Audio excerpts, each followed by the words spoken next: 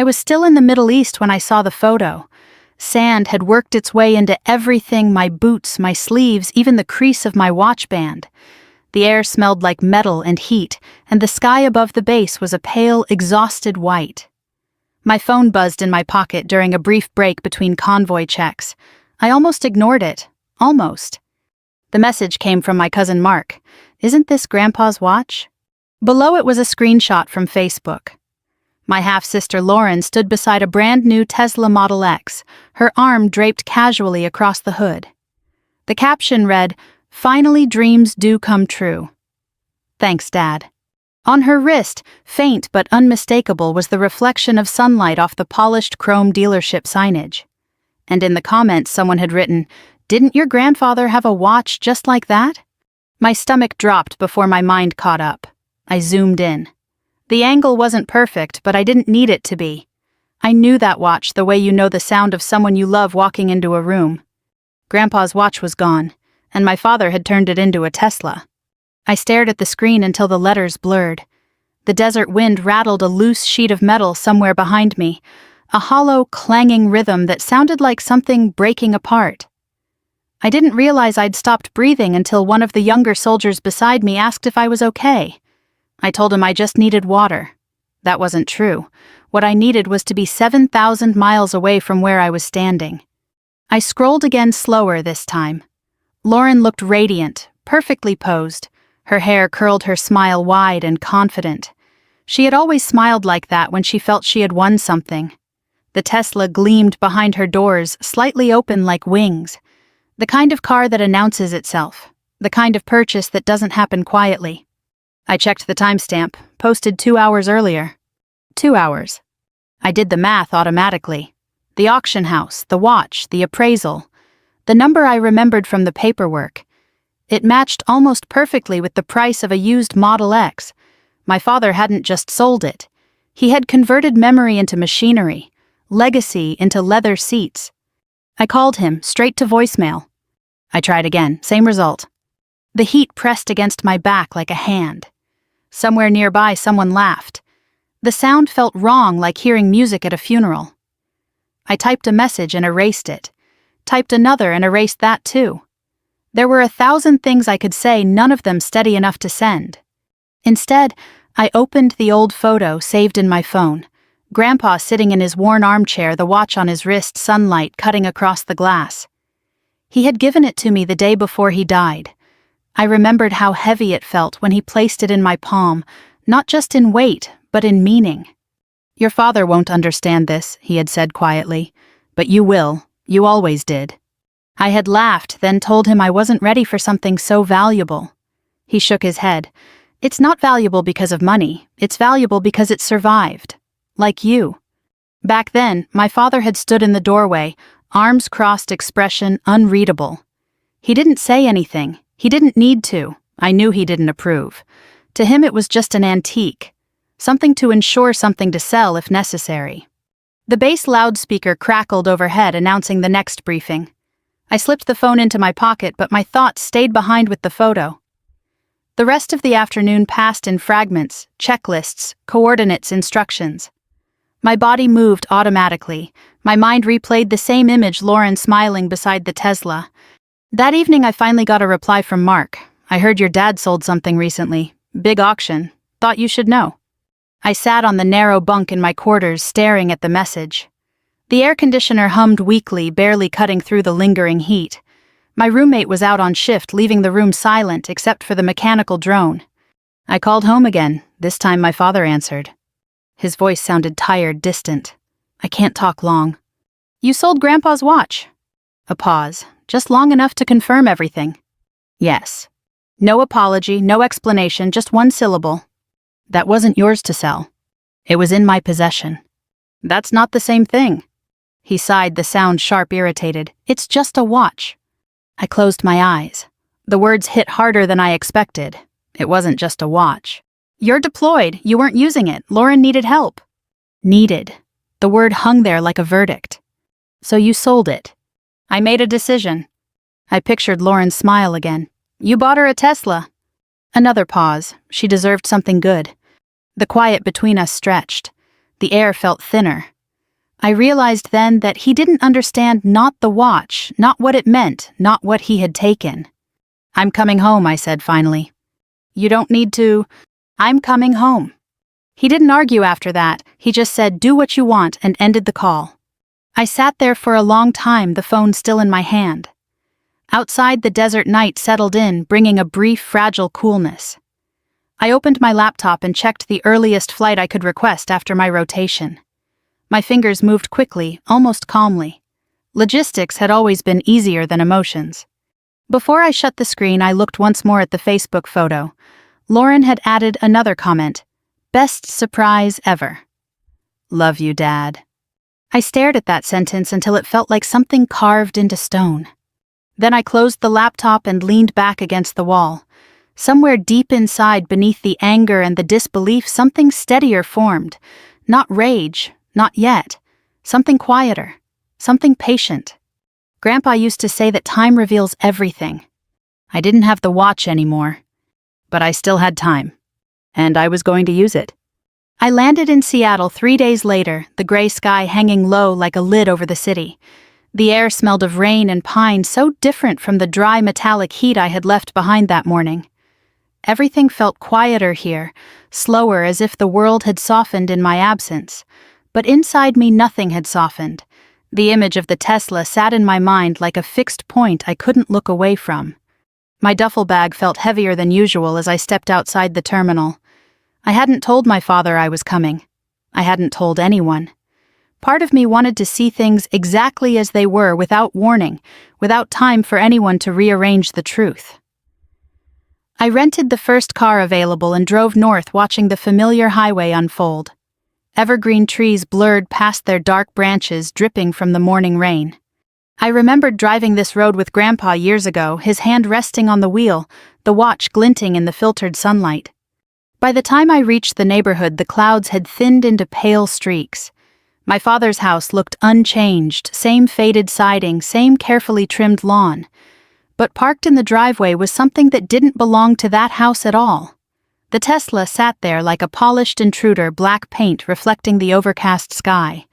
It looked larger in person, more deliberate. A statement, not just a vehicle. Lauren stood beside it, her phone held up as she took another photo. She wore sunglasses even though the sun barely showed. Her smile widened when she noticed me. "You're back already," she said, lowering the phone. Her tone carried that familiar mix of surprise and mild amusement, as if my presence were an unexpected inconvenience. I didn't answer immediately.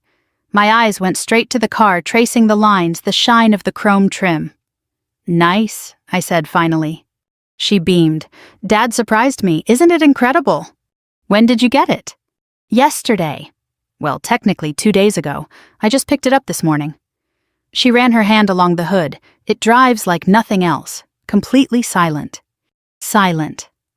The word struck me. Grandpa's watch had never been silent. It ticked softly, a steady heartbeat. This car bought with that same history made no sound at all. "Where is he?" I asked. "Inside. He's resting. You know how he is lately." She studied me. "You look tired." "Deployment." I nodded. I called him. Her smile faltered just slightly. "About the watch." "Yes." She shifted her weight, the first sign of discomfort. "He told me you might be upset. But honestly, it was just sitting in a drawer. He figured it was better to use it for something meaningful." Meaningful. I felt my jaw tighten. Meaningful to who? She shrugged. "To the family." I glanced at the car again. "This is for the family." "Well, for me." "But I am family." Her tone sharpened. "Look, I know you were attached to it, but you weren't even here." Dad made a practical decision. I wanted to tell her what Grandpa had said, what the watch meant, how he had chosen me deliberately. But I stopped. She wouldn't understand. She never had.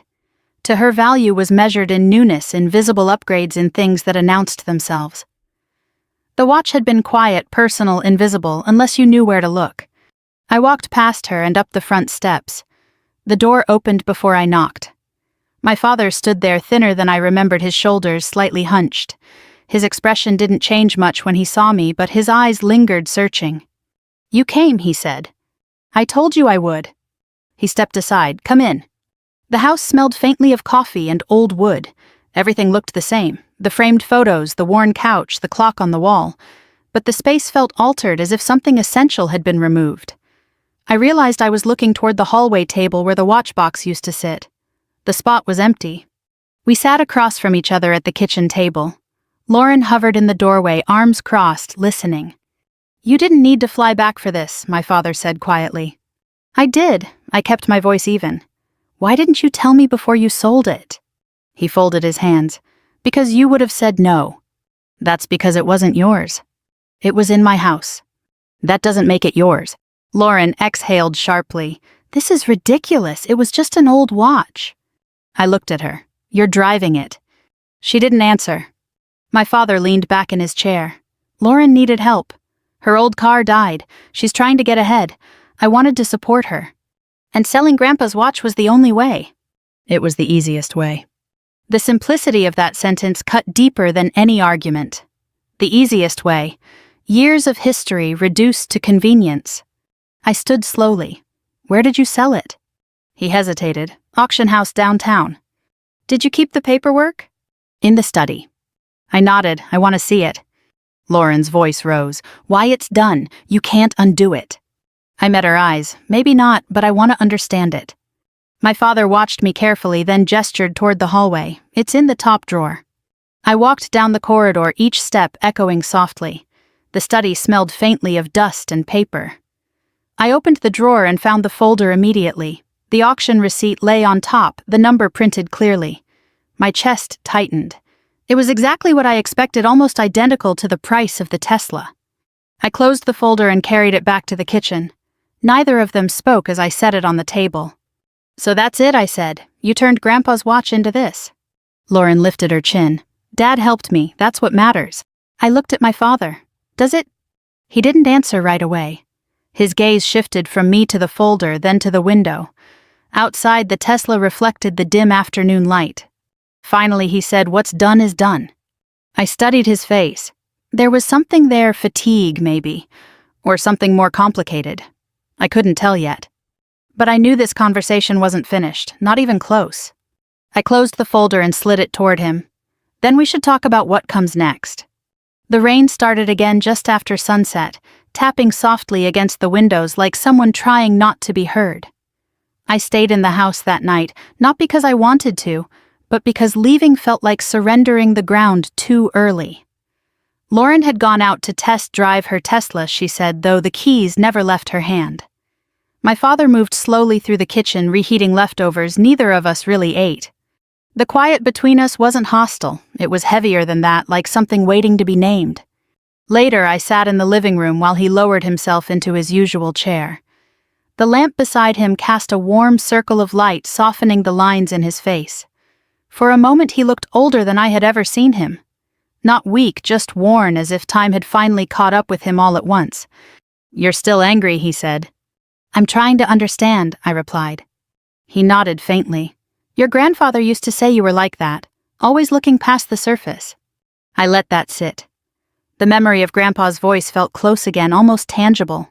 "Why now?" I asked. "Why sell it while I was deployed?" He exhaled slowly. "Because you weren't here to argue." The honesty surprised me. It wasn't cruel, just blunt. That was always his way: decisions made quickly, explanations offered afterward, if at all. "You knew what it meant to me." "Yes." "And you still did it." "Yes." The repetition stripped the conversation down to something bare and uncomfortable. I leaned forward. "You've always chosen her." He didn't respond right away. The rain grew louder, filling the silence. When he finally spoke, his voice was quieter. "Lauren needed stability." "So did I." "You had the military." The words landed with an unexpected sting. To him, my service had always been a form of independence, proof that I didn't need him. Maybe that was part of it. Maybe he thought I could absorb the loss more easily. "She's not the only one who needed support," I said. He looked at me, then really looked. "You never asked." I almost laughed. I shouldn't have to ask for something that was already mine. He rubbed his temple, the gesture tired. You think this was about favoritism? It wasn't. What was it about? He hesitated, timing. The answer made no sense. I studied him, searching for more, but he leaned back, closing himself off. The conversation stalled like a car stuck in mud. Headlights flashed across the wall as Lauren returned. The sound of the Tesla door closing carried through the quiet house, soft, almost whispering. She entered a moment later, cheeks flushed with excitement. "You should see it at night," she said, tossing her keys onto the counter. "The interior lighting is incredible. It's like driving a spaceship." Neither of us responded. She glanced between us, reading the tension instantly. "You're still on this?" she asked. "It's not going away," I said. She sighed dramatically. "Look, I get that you're sentimental. But Dad made a practical choice. You weren't even using it." "I didn't need to use it." "Then what was the point of keeping it locked away?" "The point was that it mattered." She shook her head. "You always do this, turn everything into some emotional test. It's just an object." I felt the familiar distance between us widen. Lauren had always lived in the present in visible success. She valued momentum, upgrades, forward motion. The past meant little unless it could be displayed. My father watched us quietly, his expression unreadable. "I'm going to see you tomorrow," I said to him. He frowned slightly. "See me?" "At the nursing home." Lauren blinked. "Why would you do that? He's not moving in there permanently." "I know, but that's where your doctor wants you monitored, right?" I said, turning back to him. He nodded slowly, "Just for a few days." "Then I'll come there." Lauren looked confused. "You're making this way bigger than it needs to be." "Maybe," I said calmly, "or maybe it's already bigger." She rolled her eyes and headed upstairs. The sound of her footsteps faded, leaving the room quiet again.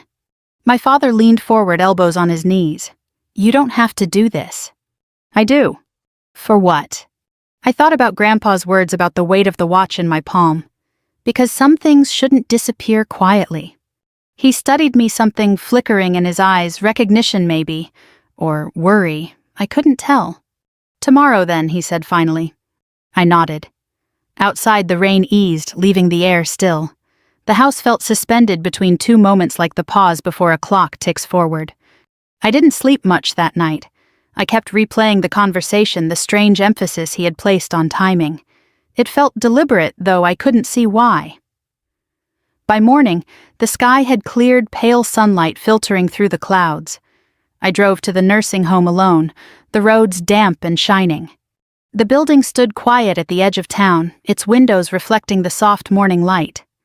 I parked and sat for a moment, watching people move slowly inside. Nurses, visitors, residents walking carefully along the hallways. The stillness of the place contrasted sharply with the chaos in my head.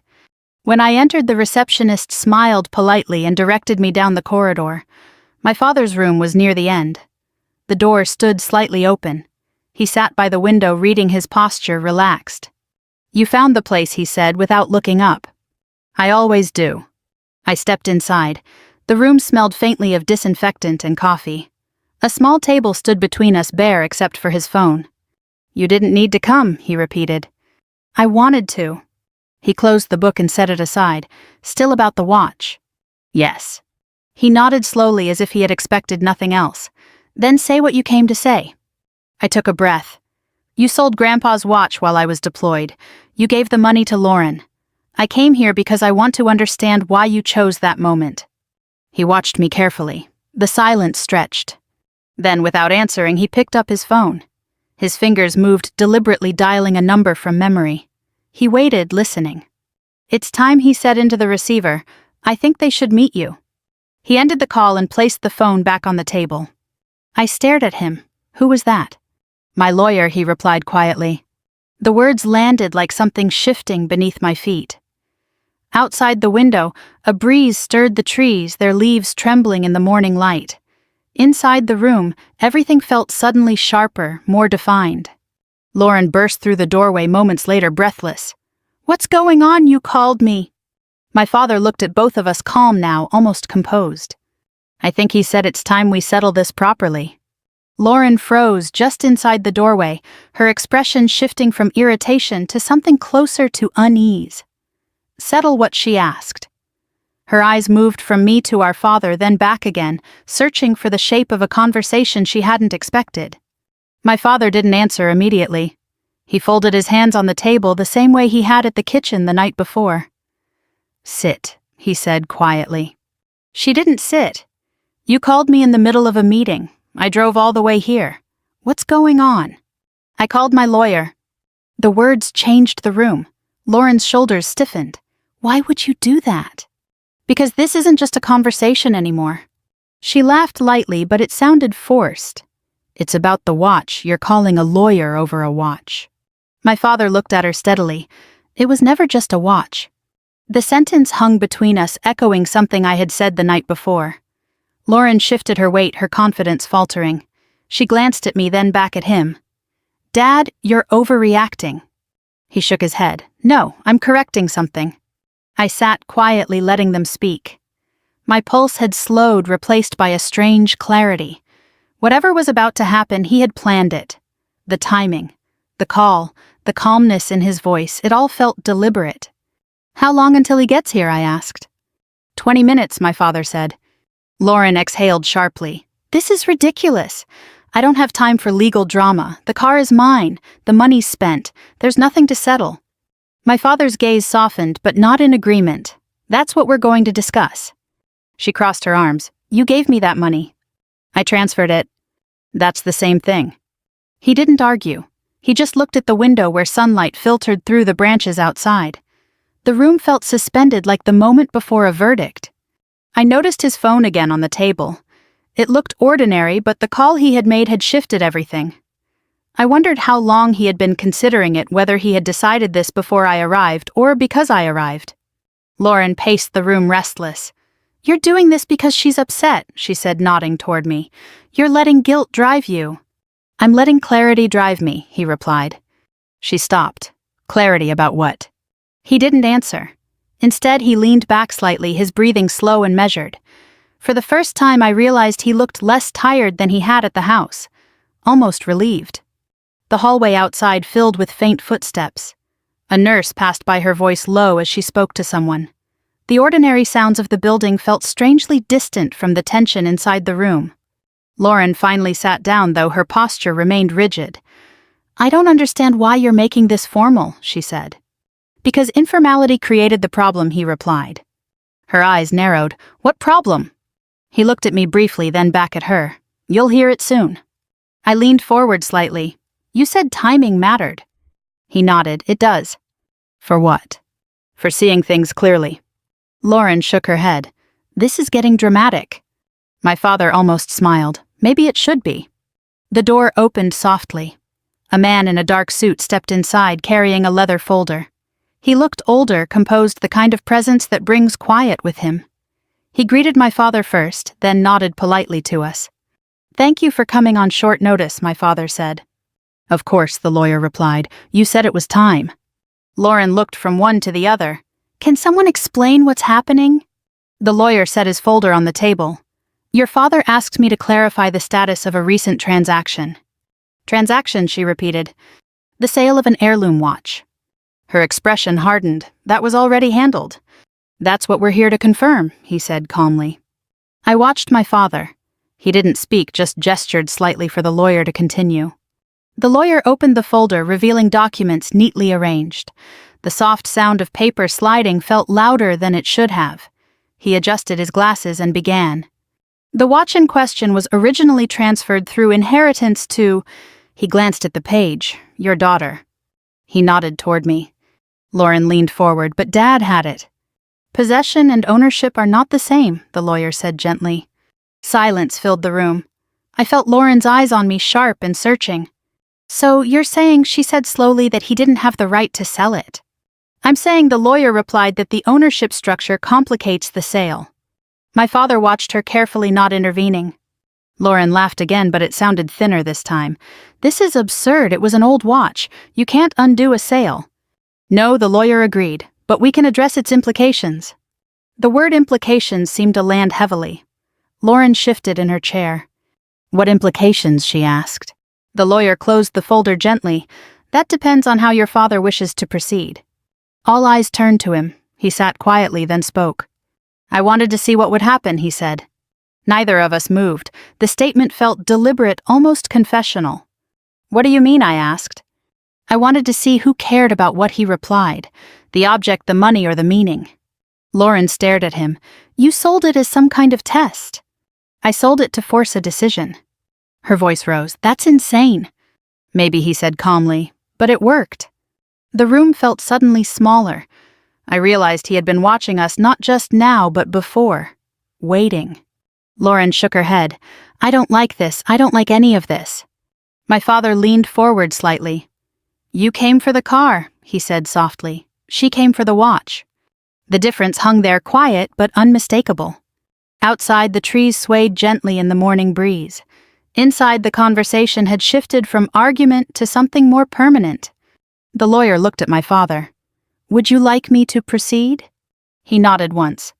Yes, he said. It's time they hear everything. The lawyer adjusted the papers again, more slowly this time, as if giving the moment room to settle before continuing.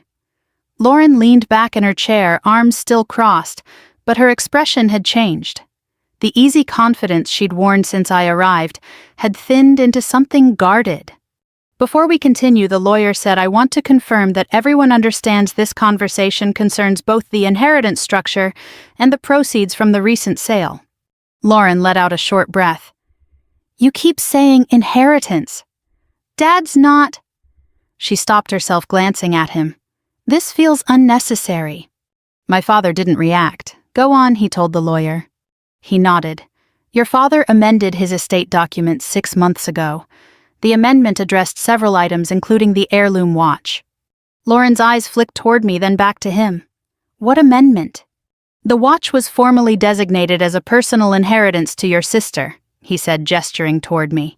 This was done in accordance with your grandfather's original intent. I felt the air shift again.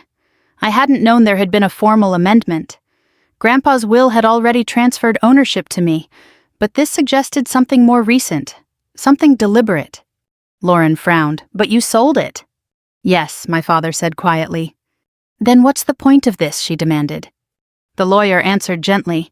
Because the sale doesn't erase ownership. It changes how the estate must account for the value. Lauren shook her head. You're saying she owns the money now? I'm saying the estate must recognize that the asset was converted.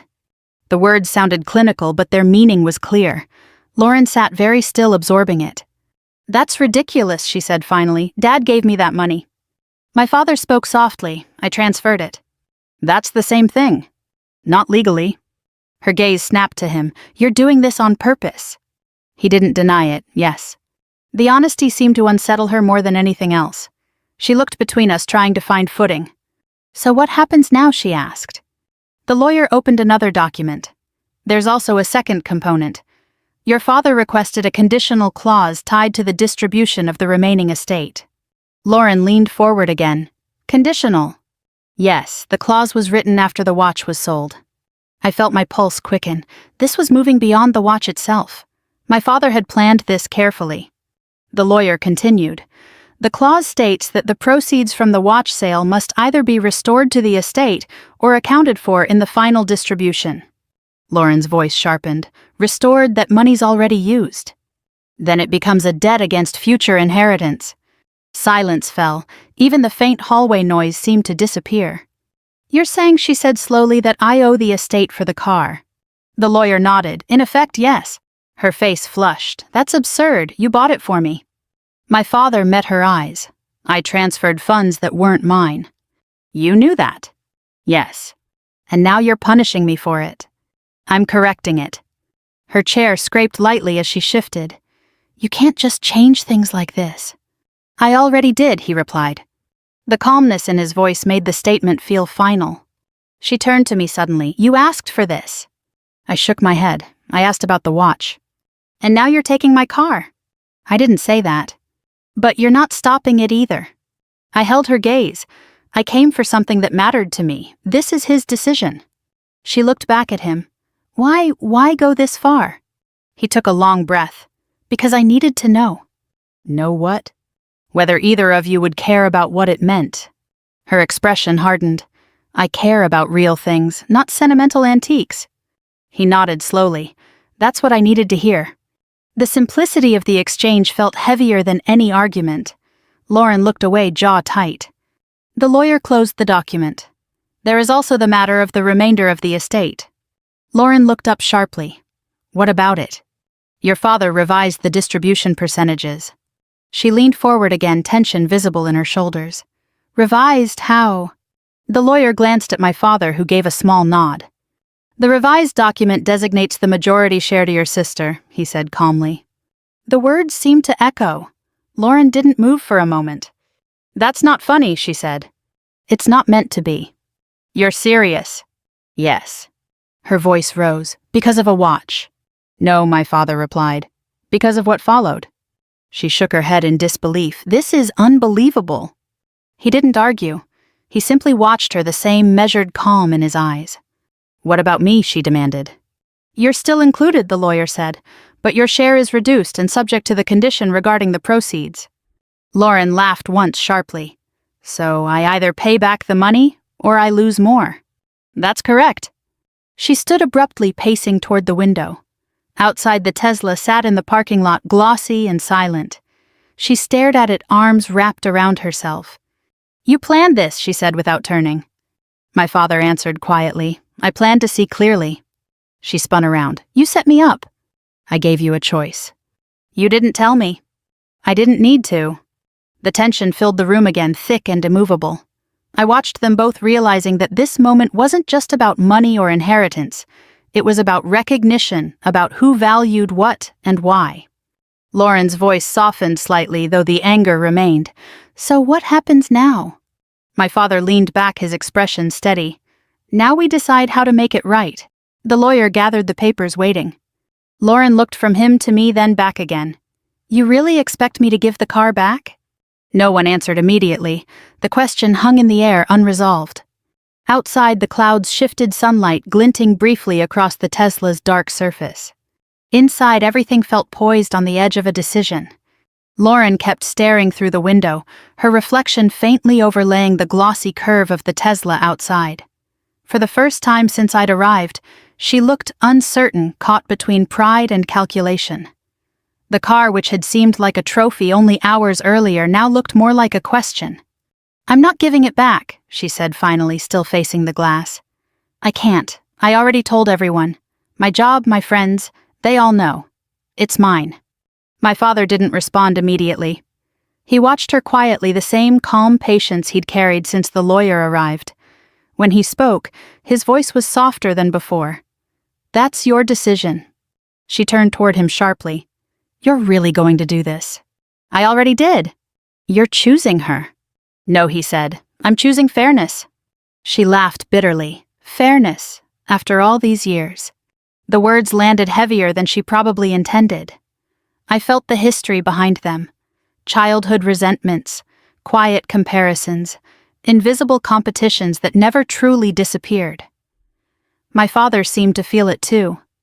He leaned forward, resting his hands on his knees. I've made mistakes, he said quietly, but this isn't one of them. Lauren shook her head, pacing again. You sold it. You created this situation. And now you're punishing me for accepting what you offered. I'm not punishing you, he replied. I'm correcting the outcome.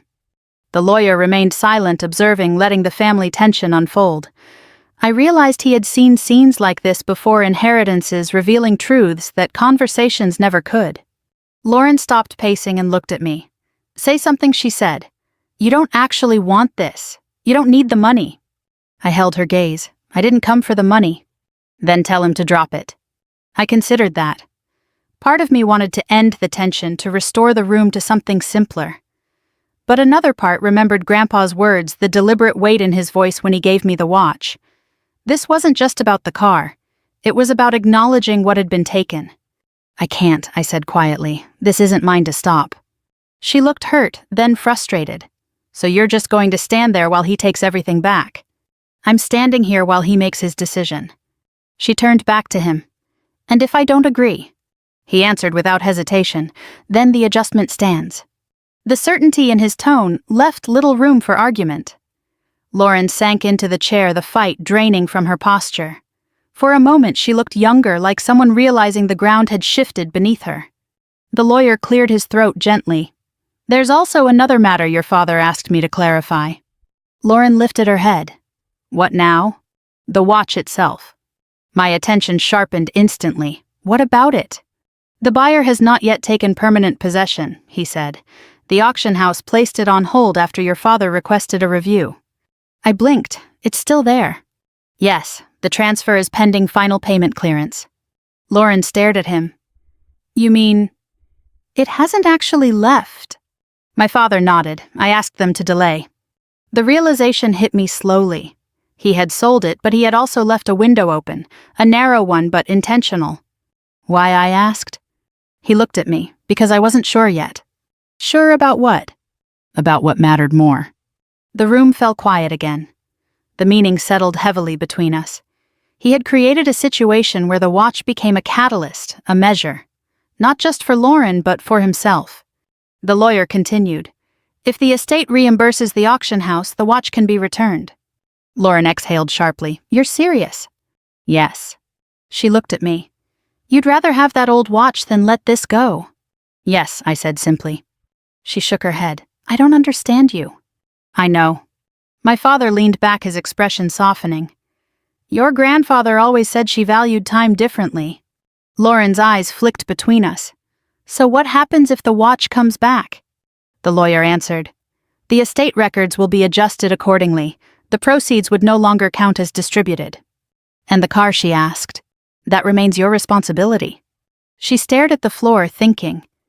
The silence stretched. I could almost hear the calculations' money pride appearances. The Tesla outside glinted faintly in the sunlight, its polished surface reflecting the quiet room. Finally, she spoke. I can't afford to pay it back all at once. The lawyer nodded. There are structured options. My father watched her carefully. You don't have to decide today. She looked up. But the will stays changed. Yes. She let out a long breath. So either way, things are different now. He nodded. The weight of that settled over all of us. This wasn't just about the watch or the car anymore. It was about a shift in how we stood in relation to each other.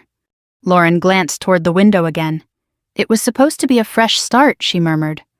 My father replied gently, sometimes fresh starts come from fixing old things. She didn't answer. Instead, she sat quietly, her posture less rigid now, as if the fight had drained into something more reflective. I realized then that the revenge, if that's what it was, wasn't loud or explosive. It was quiet or rooted in consequence. My father hadn't raised his voice once. He had simply allowed the truth to unfold. The lawyer gathered the documents. Shall I prepare the restoration paperwork? My father looked at me. Do you want it back? I thought of Grandpa's chair, the sunlight, the soft ticking. Yes. He nodded. Then let's bring it home. Lauren closed her eyes briefly. When she opened them, the anger had softened into something more complicated, resignation maybe, or understanding.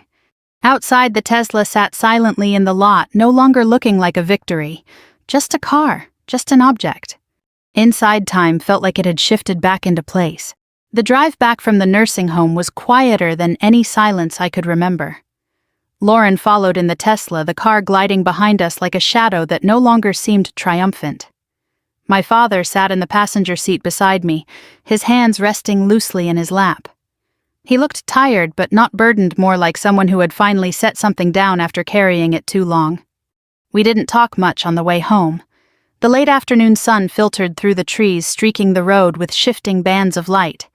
I noticed my father watching the scenery as if memorizing it. When we pulled into the driveway, he remained seated for a moment before opening the door. Lauren parked behind us. She stepped out slowly, no longer holding her keys like a prize.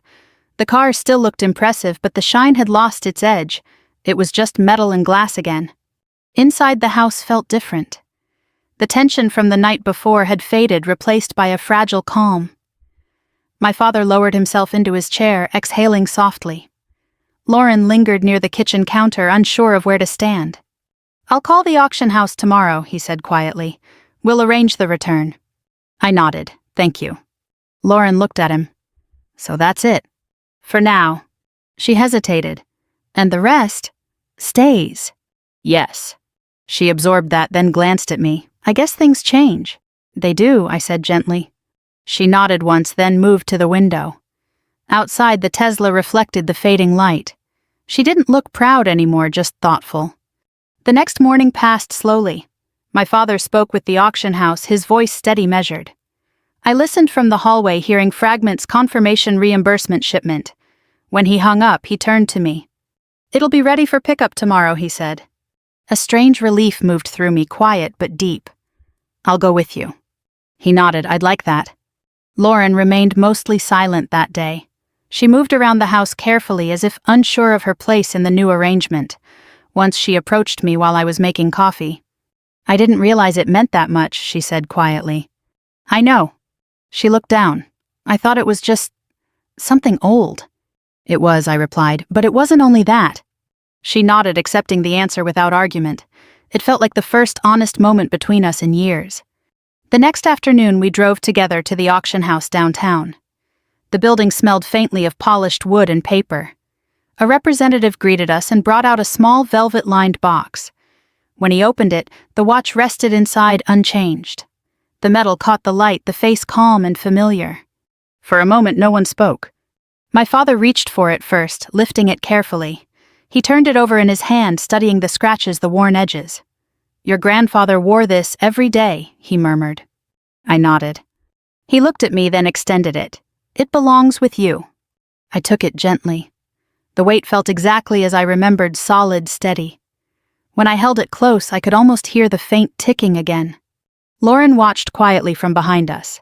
Her expression was unreadable but softer than before. We completed the paperwork and stepped back outside. The air felt cooler, the city quieter. My father walked slowly beside me. I should have handled it differently, he said. Yes.